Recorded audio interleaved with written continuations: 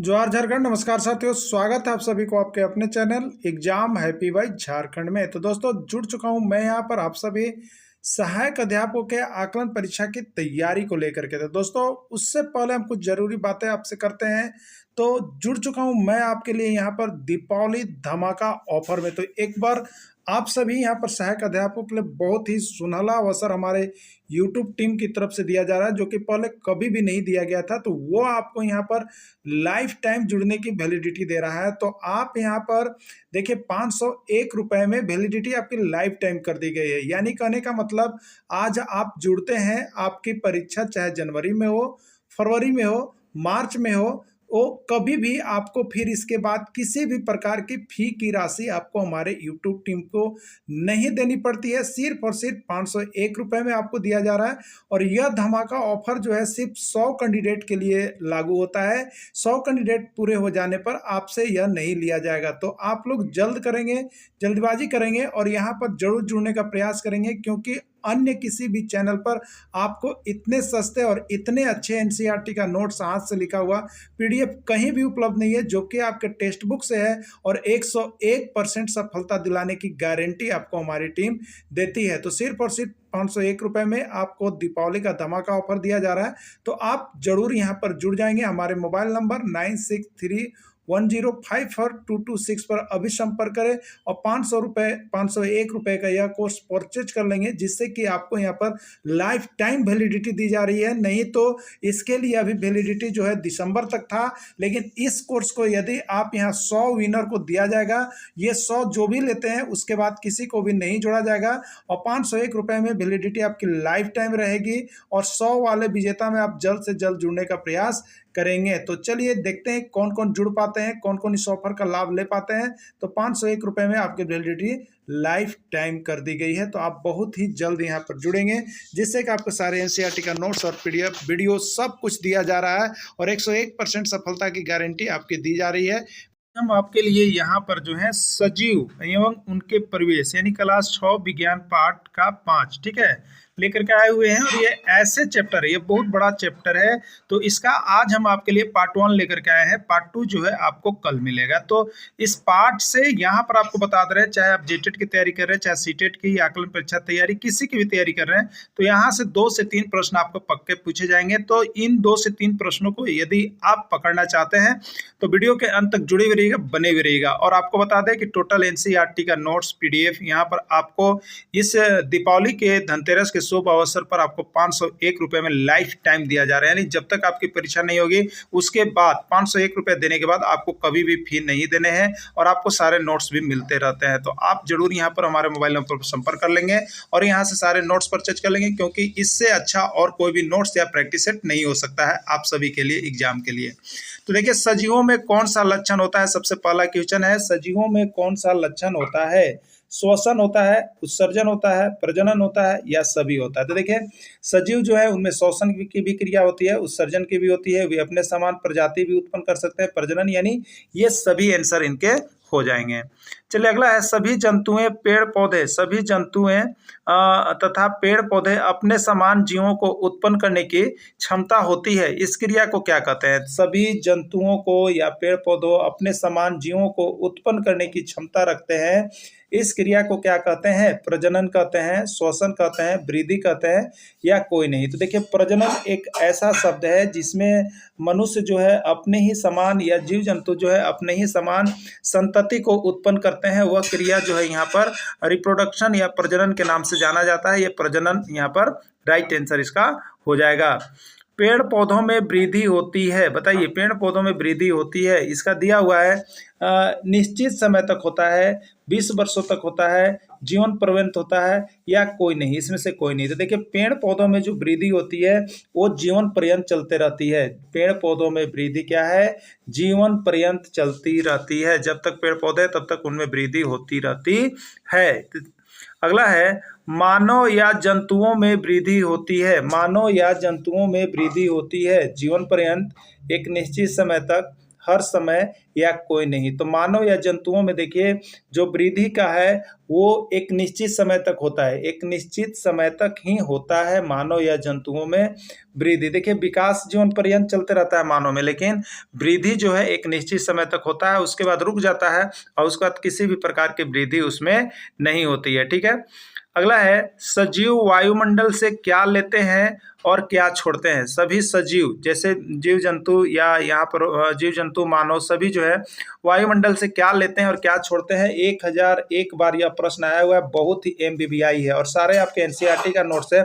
इस प्रश्न को आपको हम बता दें, ये देखिए PGT में भी आया हुआ था, TGT में आया हुआ था और आपका यहाँ जो है झारखंड में सरकारी शिक्षक के भर्ती हुई थे उसमें भी आया हुआ था। अब बताइए, तो ये तो ग्रेजुएशन लेवल का था, लेकिन अब आपको कहा जाएगा कहाँ से मिल रहा है, तो देखिए 6 क्लास की किताब से मिल रहा है। तो आपको मैं वादा दिलाता हूँ, यदि आपको अच्छा नंबर लाना है तो आप NCERT के जितने नोट्स और टेक्स्ट बुक हैं उसको एक बार देख लीजिए, और नहीं देख पा रहे हैं तो हमारे चैनल से जुड़िए।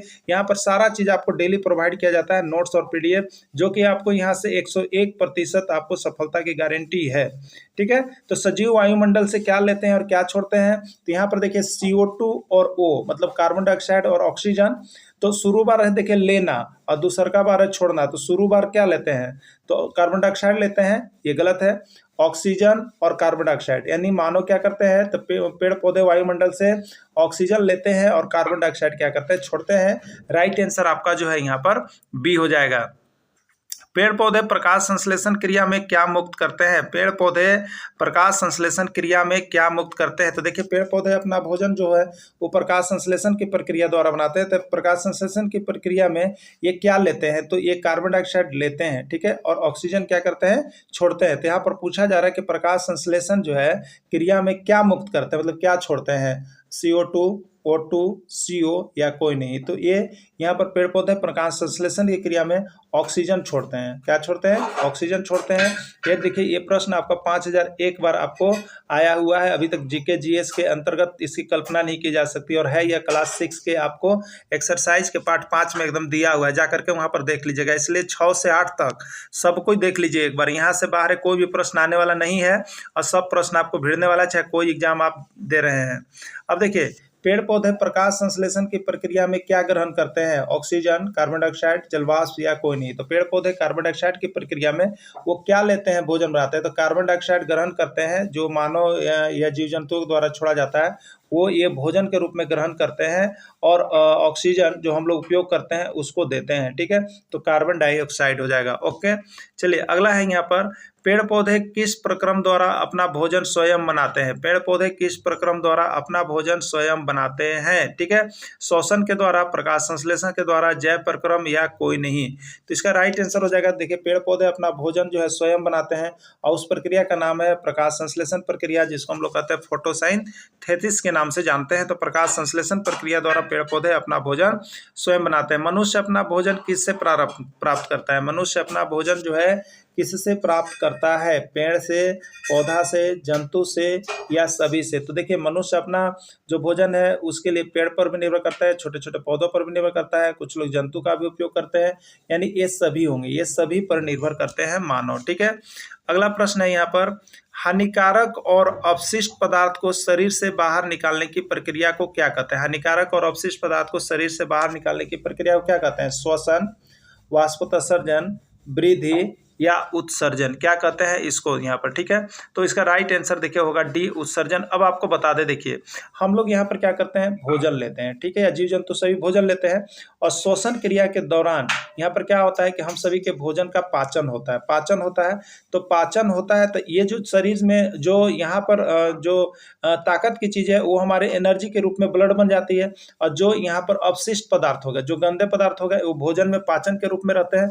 अब ये जो भोजन के पाचन के रूप में रहते हैं, ये शरीर को क्या करते हैं, फायदा नहीं पहुंचाते हैं। अगर ज्यादा देर तक आप डाइजेशन नहीं करते, पचता नहीं है, तो ये आपको क्या करता है, आपको नुकसान करता है। ठीक है, तो इसको हम लोग क्या करते हैं, इसको हम लोग बाहर निकालते हैं। ठीक है, शौच क्रिया की तरफ से क्या करता है, बाहर निकालते हैं। तो इसी बाहर निकालने की प्रक्रिया को हम लोग क्या कहते हैं, उत्सर्जन कहते हैं। तो ये शरीर के लिए क्या है, नुकसानदायक है। यदि कोई जो है समय से अपनी शौच क्रिया को नहीं करते हैं, उत्सर्जन सही समय पर पेड़ पौधे नहीं करते हैं, मानव नहीं करते हैं, जीव जंतु नहीं करते हैं, तो क्या होता है यहाँ पर, तो यहाँ पर शरीर को बहुत बड़ा नुकसान होता है और शरीर में रोग उत्पन्न होता है। ठीक है, तो यह उत्सर्जन कहलाता है। ठीक है, उत्सर्जन कहलाता है। आगे है, भारत में किस राज्य के संतरे प्रसिद्ध है, यानी संतरा कहाँ का प्रसिद्ध है। बहुत बार देखते होंगे ठेले वाले आते हैं या मेले में लगाते हैं तो बहुत लोग कहते हैं कि कहाँ का संतरा, यहाँ का संतरा ले लो, यानी वहाँ का संतरा जो बहुत प्रसिद्ध है। तो ये कहाँ के हैं, नागपुर के, कश्मीर के, मुजफ्फरपुर के, या कहाँ के हैं आपको बताना है, ठीक है। तो देखिए संतरा जो होता है नागपुर का संतरा जो है बहुत ही फेमस है, प्रसिद्ध है, यानी संतरा के लिए नागपुर प्रसिद्ध माना जाता है। भारत में किस राज्य के सेव प्रसिद्ध है, किस राज्य के सेव प्रसिद्ध है आपको बताना है। तो देखिए सेव के संबंध में कहा जाता है नागपुर, कश्मीर, हाजीपुर या मुजफ्फरपुर। तो बहुत लोग, आप लोग भी कहे होंगे कि कश्मीर का सेव बहुत ही फेमस होता है, जाइएगा तो वहाँ कश्मीर में सेव का बागान भी है, इसलिए इसका राइट आंसर क्या हो जाएगा आपका, कश्मीर हो जाएगा, ठीक है। इसका राइट आंसर कश्मीर हो जाएगा। सेव जो है कश्मीर में प्रसिद्ध है। कहाँ के केले भारत में सबसे अधिक प्रसिद्ध है, केला जो है भारत में कहाँ का प्रसिद्ध है, कानपुर का, हाजीपुर का, मुजफ्फरपुर का या सभी। तो देखिए यहाँ पर जो है आपका भारत में केला जो है सबसे अधिक किसका है, तो हाजीपुर का, बिहार में पड़ता है। हाजीपुर का केला जो है सबसे प्रसिद्ध है, सबसे सस्ता भी यहाँ पर पाया जाता है। यदि आप कभी बिहार में जाए पटना पार करके तो हाजीपुर में आपको मिलते हैं। तो हाजीपुर के केले सस्ते और बहुत ही अच्छे होते हैं, बहुत ही ज़्यादा मात्रा में यहाँ पर उत्पादन भी होता है। लीची कहाँ की सर्वाधिक प्रसिद्ध है, कहाँ लीची सबसे अधिक कहाँ हो रहा है, कहाँ का सर्वाधिक प्रसिद्ध है, हाजीपुर, नागपुर, मुजफ्फरपुर या कोई नहीं। तो यहाँ पर देखिएगा मुजफ्फरपुर जो कि आपके बिहार में पड़ता है। तो मुजफ्फरपुर जो है आपको किसके लिए, तो लीची के लिए सर्वाधिक प्रसिद्ध है, सबसे अधिक लीची जो यहाँ पर होती है और लीची सस्ती भी मिलती है। अगला है किस वास स्थल के सजीव पौधे उपस्थित रहते हैं क्या कहलाते हैं। किसी वास स्थल के सभी सजीव पौधे जो एक जगह उपस्थित रहते हैं तो उससे क्या कहते हैं, जैव घटक, अजैव घटक, मृदा घटक या कोई नहीं, ठीक है। तो किसी वास स्थल के सभी सजीव पौधे, जीव जंतु जो है वो सभी यहाँ पर जो सजीव है वो जिसमें जीव है वो जैव घटक के अंतर्गत आते हैं। याद रखिए जैव घटक मतलब जिसमें जीव वाले चीज है, तो जीव वाले जितने भी चीजें हैं उसको आप जैव घटक में डाल दीजिएगा, ठीक है। बहुत बार पूछा गया है कि यहाँ पर पेड़ पौधे किस घटक के अंतर्गत आएंगे, मानव किस घटक के अंतर्गत आएंगे, ठीक है, जंतु किस घटक के अंतर्गत आएंगे। तो सभी में जीव है, तो जितने में जीव है उस सभी को आप किस में डालिएगा, जैव घटक में यहाँ पर डाल दीजिएगा, ठीक है। किसी वास स्थल के सभी निर्जीव पदार्थ मिट्टी, जल, वायु, प्रकाश, ताप किस प्रकार का घटक है। देखिए तो निर्जीव पदार्थ दिमाग में रखिएगा, निर्जीव पदार्थ में कौन कौन, मिट्टी भी है, जल भी है, वायु भी है, प्रकाश भी है, ताप भी है, ये किस प्रकार का घटक है, ठीक है। तो सजीव था, जिसमें जीव था तो जैव घटक डालना है, जिसमें जीव नहीं है तो उसको अजैव घटक में डालना है, ठीक है। इसका राइट आंसर क्या हो जाएगा, बी हो जाएगा, यानी अजैव घटक हो जाएगा। ओके चलिए अगला देखिएगा, स्थल या जमीन पर रहने वाले जीवों का आवास क्या कहलाता है। स्थल या जमीन पर रहने वाले जीवों का आवास क्या कहलाता है, जलीय आवास, स्थलीय आवास, वन आवास या कोई नहीं, ठीक है। तो स्थल या जमीन पर जो रहने वाले जीव होंगे उसको हम लोग कहेंगे स्थलीय आवास। क्या कहेंगे, स्थलीय आवास कहेंगे, ठीक है। क्या कह लेंगे इसको, स्थलीय आवास के अंतर्गत आता है। अगला है मरुस्थल में किस प्रकार के पौधे पाए जाते हैं। देखिए मरुस्थल वाला जो प्रश्न है आपको यहाँ पर देखिएगा तो सीटेट में बहुत ज़्यादा आता है, तो इसका पार्ट 2 जो हम लेकर के आएंगे वो सीटेट के दृष्टि से बहुत ही इंपॉर्टेंट हो जाता है। तो सीटेट की भी यदि आप तैयारी करते हैं तो यहाँ पर बहुत सारा मटेरियल आपको सीटेट से संबंधित एनसीईआरटी में दिया रहता है और वहीं से बहुत ज़्यादा आते हैं, तो उसको भी आप देख लीजिए। तो सीटेट का पर्यावरण अध्ययन और विज्ञान के अंतर्गत आपको जो है यहाँ पर बहुत से क्वेश्चन जो आपको 2-4 नंबर के चलते आप फेल करते हैं तो वो आप यहाँ पर पास करने लगेगा, ठीक है। तो इस प्रकार के चैप्टर जरूर देख लीजिएगा। अब मरुस्थल में किस प्रकार के पौधे पाए जाते हैं, नागफनी, कैक्टस, खजूर या सभी। देखिए पानी की कमी वाले क्षेत्रों में जो है यहाँ पर क्या होते हैं, तो पानी की कमी वाले क्षेत्रों में जो है तो कांटेदार पौधे ज़्यादा होते हैं जो कि यहाँ पर पानी की कमी को पूरा कर लेते हैं। तो इस सभी प्रकार के पौधे जो है आपके यहाँ पाए जाते हैं, ठीक है। तो देखिए मरुस्थल में किस प्रकार के जंतु पाए जाते हैं, मरुस्थल में किस प्रकार के जंतु पाए जाते हैं, ऊंट, सर्प, मकड़ियाँ या सभी। तो मरुस्थल में देखिए ऊंट को तो यहाँ पर उसका जहाज भी कहा ही जाता है, सर्प पाए जाते हैं क्योंकि मरुस्थल का एक विशेषता होता है कि दिन में ज़्यादा गर्म हो जाता है और रात में क्या हो जाता है, ठंडे हो जाते हैं, ठीक है। तो दिन में गर्म होने के कारण यहाँ पर जो ये सभी जीव जंतु है, सर्प है या मकड़ियाँ हैं, ये घुस जाते हैं बिल के अंदर, छोटे छोटे बिल बनाए हुए रहते हैं, अंदर घुस जाते हैं जिससे वहाँ पर उनको ठंडक प्रदान होता है और रात में क्या होता है तो बाहर निकल जाते हैं जिससे वे अपना भोजन बनाते हैं। तो इस इस तरह से मरुस्थल में इस प्रकार के पौधे पाए जाते हैं जो बिल में ज़्यादा करके रहते हैं। जल में रहने वाले जीव जंतु के आवास को क्या कहते हैं? जो जल में रहते हैं उनके जीव जंतु को क्या कहते हैं? स्थलीय आवास, जलीय आवास, वायु आवास या कोई नहीं। ठीक है, तो जो जल में रहते हैं इसके लिए हम लोग एक शब्द लाते हैं, उसको हम लोग कहते हैं जलीय आवास कहते हैं। जल में रहने वाले जीव जंतु पेड़ पौधे को जलीय आवास के अंतर्गत रखते हैं। अगला है किसी पौधे अथवा जंतु को उसके परिवेश में सामान्य रूप से रहने की क्षमता प्रदान करता है, क्या कहलाता है? कोई भी आदमी हो, कहा जाता है कि आप में जो होना चाहिए एक गुण होना चाहिए, वो अनुकूलन का गुण होना चाहिए। चाहे आप जहाँ भी जाए वहाँ पर सेट कर जाए, तो आवास कहते हैं, अजैव कहते हैं, अनुकूलन कहते हैं, कोई नहीं। तो इसका राइट आंसर देखिए हो जाएगा यहाँ पर अनुकूलन। क्या हो जाएगा? अनुकूलन हो जाएगा। अगला है यहाँ पर शेर किस प्रकार का प्राणी है? शेर जो है किस प्रकार का प्राणी है आपको बताना है। शाकाहारी है, मांसाहारी है, सर्वाहारी या कोई नहीं? तो देखिए शेर जो है यहाँ पर ऑलरेडी मांसाहारी है। क्या है आपको? मांसाहारी है। इसमें कुछ गुण पाए जाते हैं, उस गुण को नीचे हमने नोट्स बना दिया है, तो उस नोट्स को भी आप लोग देख लीजिएगा। देखिए यहाँ पर नोट्स में लिखा हुआ है कि शेर का जो हल्का भूरा रंग होता है, वो क्यों होता है? आखिर शेर का रंग आखिर भूरा रंग का क्यों हुआ? तो जंगल में छिपने में सहायता करता है, क्योंकि जो जंगली झाड़ियां और यहाँ पर जो मिट्टियां होती है उस कलर के ये शेर होते हैं, जिसके कारण ये छिपे भी होते हैं। तो वहां से गुजरने वाले जीव जंतुओं को पता नहीं चल पाता है कि यहाँ पर जो है शेर छिपा हुआ है। इसके कारण इसका रंग जो होता है वो हल्का भूरा रहता है और जंगल में छिपने में क्या करता है?